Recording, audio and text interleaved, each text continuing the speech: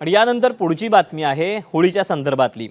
आदिवासी बांधवांच्या जीवनामध्ये होळीला जे अनन्यसाधारण महत्त्व आहे ते आज आगत देखील कायम असल्याचं पाहायला मिळतंय। आज जळगावच्या चोपड्यातील वैजापूर गावात आदिवासी पाड्यावर भोंगऱ्या बाजाराचं आयोजन केलं गेलं। वर्षभरासाठी लागणाऱ्या जीवनावश्यक वस्तूंच्या खरेदीसाठी या बाजारात हजारो नागरिक एकत्र येतात। यावेळी अनेक महिला आणि पुरुष हे आदिवासी वेश परिधान करून ढोलाच्या तालावर फेर धरतात।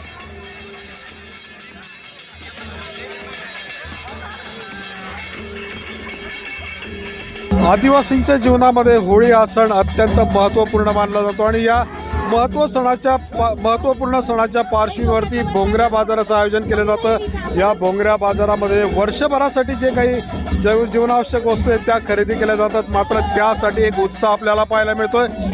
जळगाव जिल्ह्यातल्या चोपडा तालुक्यातल्या वैजापूर येथे आदिवासींचा सर्वात मोठा भोंगऱ्या बाजार भरलेला आहे आणि या भोंगऱ्या बाजाराचं आपण दृश्य बघू शकतो की कशा पद्धतीमध्ये तालावरती ठेका धरल्याचं पाहायला मिळतं। पारंपरिक वेशभूषेमध्ये यामध्ये आदिवासी महिला पुरुष हे सहभागी झालेले आहेत। काय सांगाल, काय महत्त्व आहे भोंगऱ्या बाजाराचं? तुम्ही सहभागी झाले?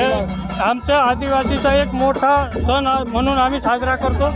या सणाचं असं विशिष्ट आहे की सर्व आमचे आदिवासी एकत्र येतात। बाया पोरं सगळ्यांचं नवीन संस्कृती कपडे वगैरे सगळं नवीन आम्ही घेतो। चंद्रशेखर नैवे, ABP माझा, जळगाव। असेच काहीसे जे वेगवेगळे रंग आहेत ते होळीचे आपल्याला पाहायला मिळतात। तिथे धुलीवंदनासाठी रंग विक्रेते हे मोठ्या प्रमाणात बाजारात दाखल होत असतात आणि हिंगोलीमध्ये देखील असंच काहीसं चित्र हे सध्या पाहायला मिळते। हिंगोलीमध्ये जी मुख्य बाजारपेठ आहे या मुख्य बाजारपेठेच्या इथे रंग विक्रेते मोठ्या प्रमाणात दाखल झालेले आहेत। वेगवेगळ्या प्रकारचे वेगवेगळ्या पद्धतीचे रंग त्यांनी गांधी चौकात आणलेले आहेत आणि आपले स्टॉल लावलेले आहेत। यासह पिचकाऱ्या सुद्धा विक्रीसाठी दाखल झाल्या आहेत। दरम्यान गेल्या वर्षीच्या तुलनेमध्ये यंदा रंगाचे भाव 10 ते 15% वाढलेत अशी माहिती जी आहे ती व्यापाऱ्यांनी दिलेली आहे।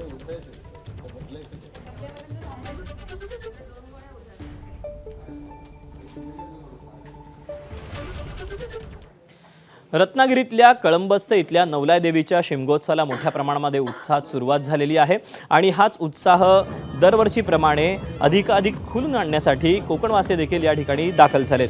चांदीनं मढवलेल्या पालखीत ग्रामदेवतांची रूपं स्थानापन्न करत ढोल ताशांच्या गजरात रोषणाईने आतषबाजीत पालखी सोहळा हा पार पडला। हजारो भाविकांच्या उपस्थितीत पार पडलेला हा सोहळा डोळ्यांचं पारणं फेडणारा होता। आज देवाच्या सहाणेवर मुख्य शिमगोत्सव होणार असून मानाच्या माडाची पूजा करून होळी दहनाचा कार्यक्रम पार पडणार आहे। तर हा उत्सव यशस्वी करण्यासाठी ग्रामस्थ आणि ट्रस्टकडून विशेष मेहनत ही घेतली जाते।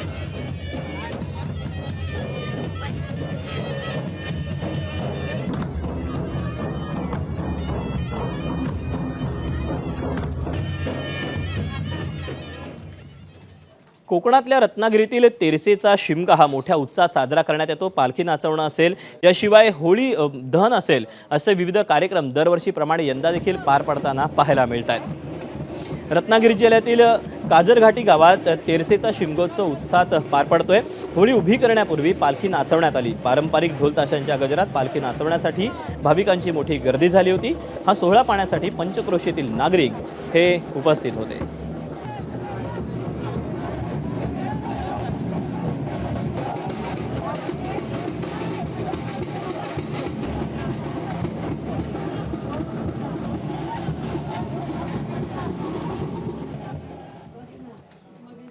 होळी आणि धुलीवंदनासाठी जी बाजारपेठ आहे ती विविध शहरातली बाजारपेठ ही सजलेली पाहायला मिळते आणि असंच काहीचं जे स्वरूप आहे ते धुळ्याला देखील प्राप्त झालेलं आहे।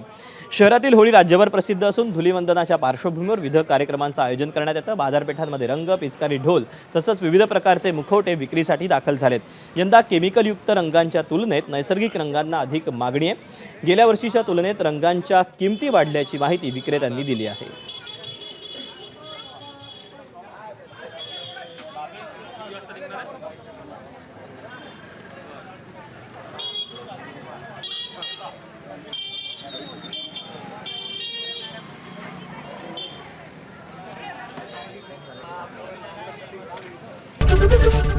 ABP माझा, उघडा डोळे बघा नीट।